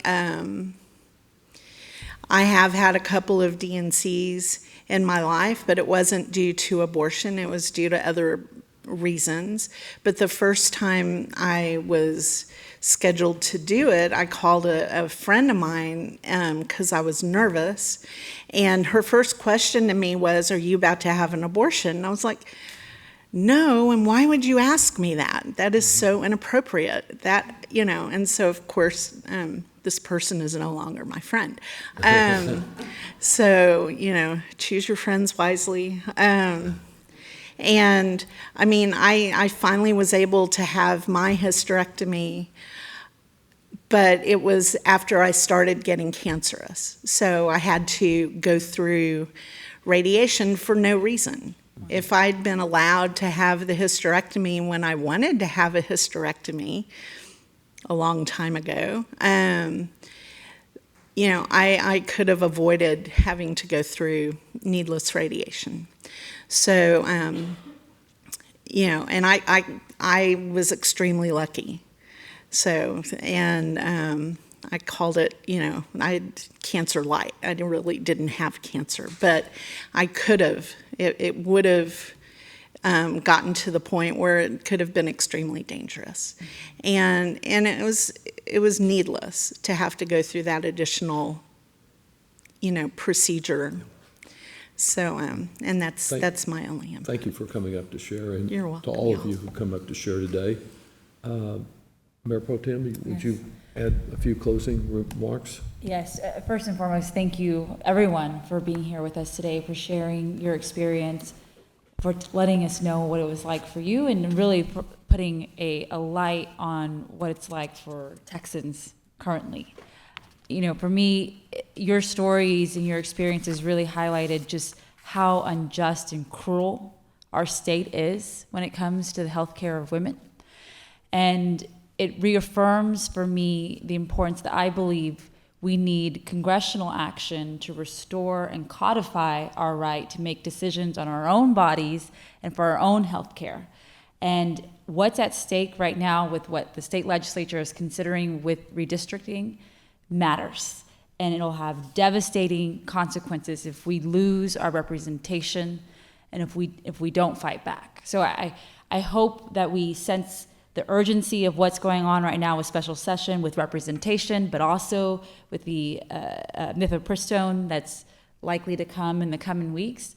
But right now, I just want to share my gratitude, because I know it's not easy to share your experiences, to relive what it's like for you and your family to have gone through, but also just to reaffirm my commitment to continue to fight at the local level to ensure that we continue to reflect our values and understand the urgency of what Austinites are living through.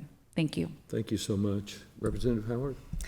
Yeah, I mean, I'm struck by the similarities between what's going on in Texas with restricting access to medication abortion and what's going on here with the redistricting. Both are happening here in Texas, will impact Texans, but they have national repercussions. Clearly, we know with redistricting that if there is a successful redrawing of the lines here, that Trump is not going to stop with Texas. He's going to push for more and more, and we will lose more and more of the voices that we need in Congress to ensure that we have access to needed health care, as well as a majority of other things.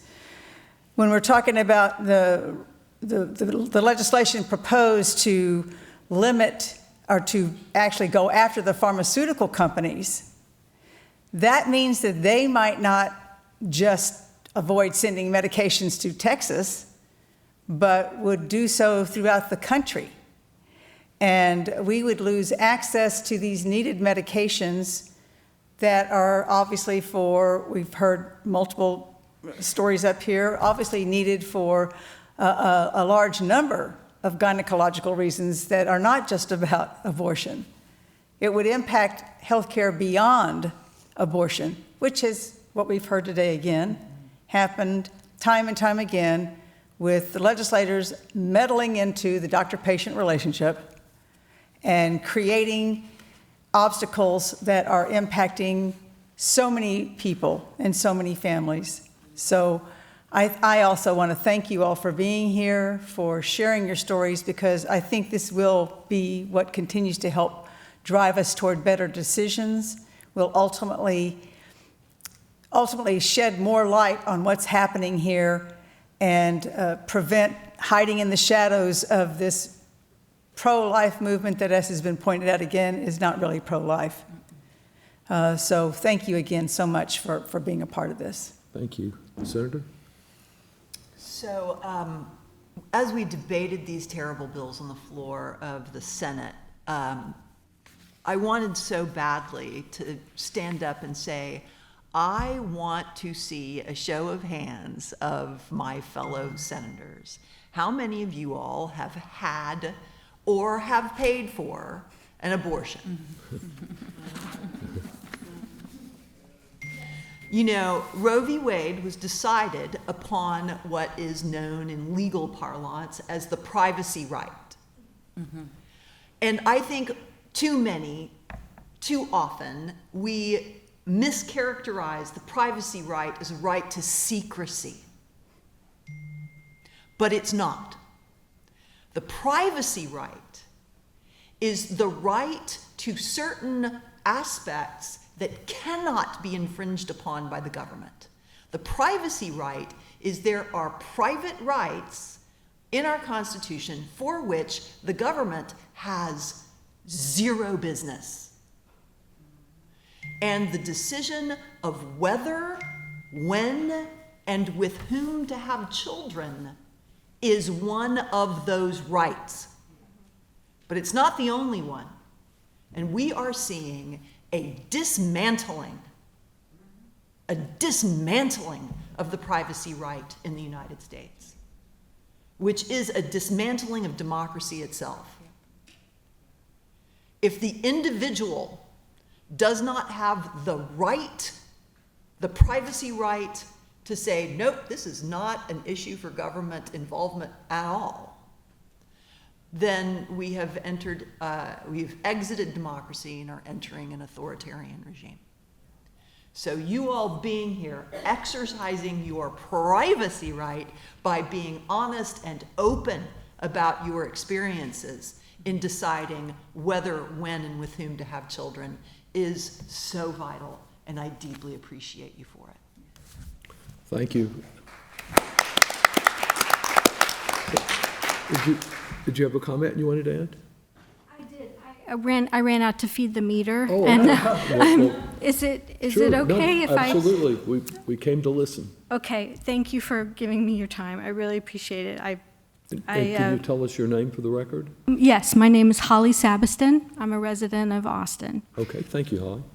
Thank you for staying. I apologize. I had something I prepared to read, if that's okay. Surely. I'm wearing this dress that I bought for myself today before starting self-administered fertility injections to get pregnant.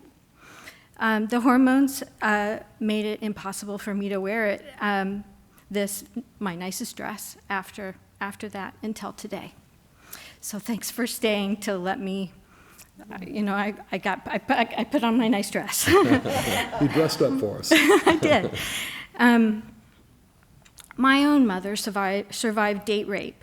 Having put herself through college and secured a job as an elementary teacher, that assault resulted in a pregnancy that caused her to lose her job, move across the country to a Christian unwed mother's home, turn over control of her finances, and surrender my sister for adoption. My grandparents knew, but never spoke of it again. This was 10 years before Roe versus Wade, and I did not learn I had a sister until she was old enough to search for her birth mother. Today, my sister and I are close, and I was able to meet all 4 of her daughters, my nieces, all born in Texas. My mother desperately did not want this for any of her daughters, so she begged us to use birth control and wait until we were married to try to have children. I took my mother's advice, and I married someone I love, who has been supportive of and shared my hopes for a family. But we married the year I turned 40. In an abundance of caution, I did 1 round of IVF, which is all we could afford, but it failed. All the embryos died while I was driving to San Antonio for implantation. And after another miscarriage, I was diagnosed with fibroids that started to cause so much bleeding, I was unable to leave the house. I was given a stopgap medication used to stop bleeding in traumatic injuries like gunshot wounds. In 2019, I was able to get the surgical procedure to preserve my health, but it made any future pregnancy impossible.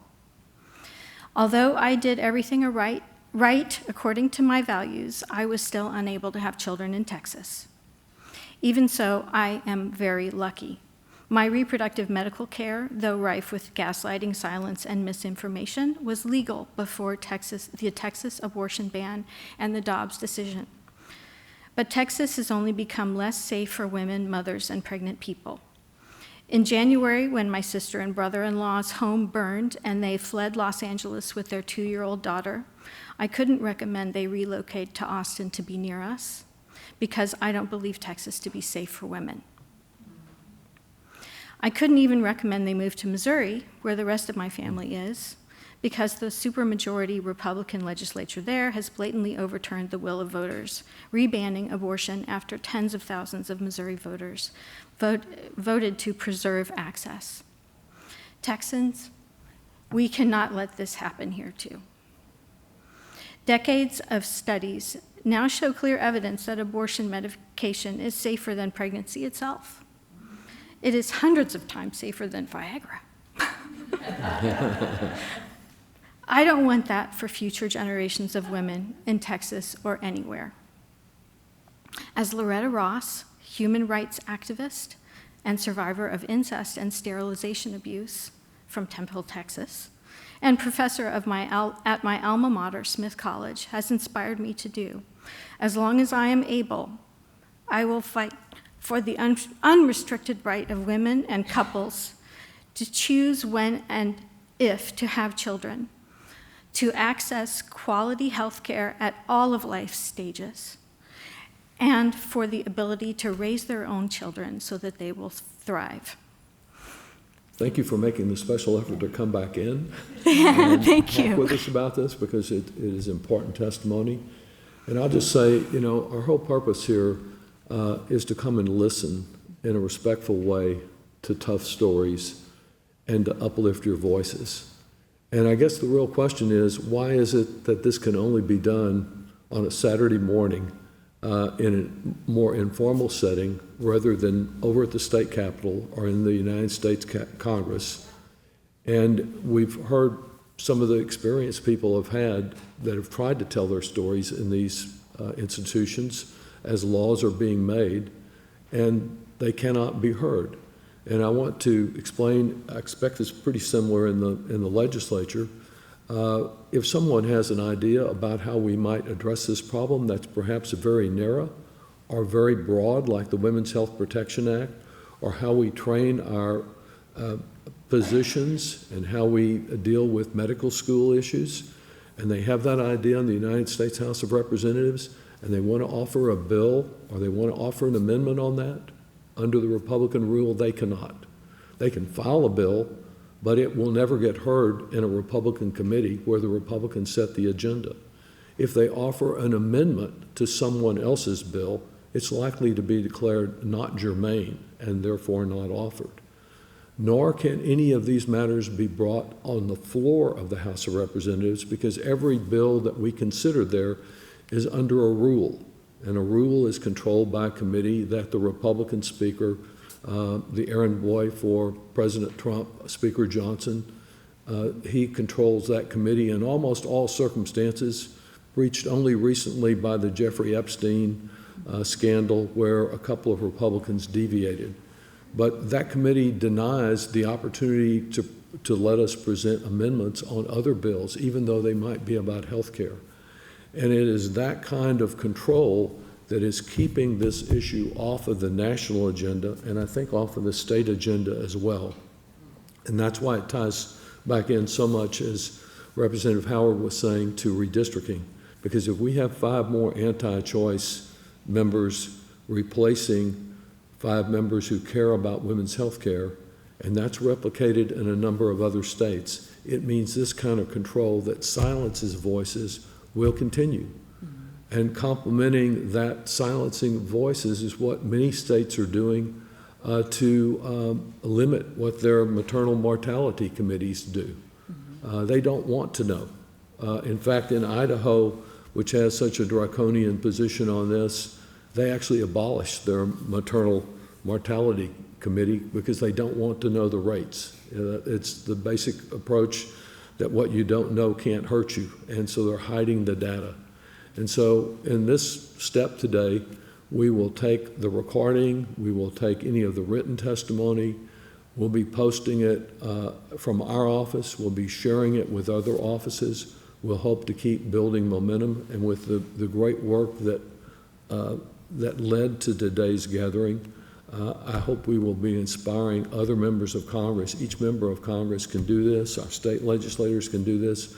Let's share the stories and tell the stories, not only in committees like this, but in getting this message out to your neighbors, to people that may be scared by the term abortion and not realize it's women's health care we're talking about, of which that's one important but small component of the overall health care. Right. So I'm hopeful that your participation here can help us make a difference, and that your engagement as concerned citizens about what is happening in our country, to our country, and that we don't need this suppression and authoritarianism to which the Senator referred.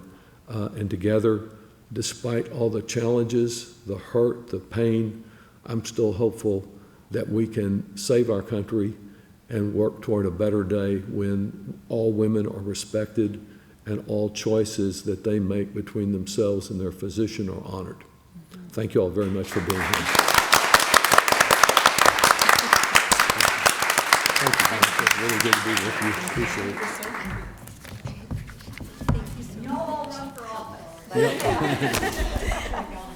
Okay, yeah, that's good. You want to?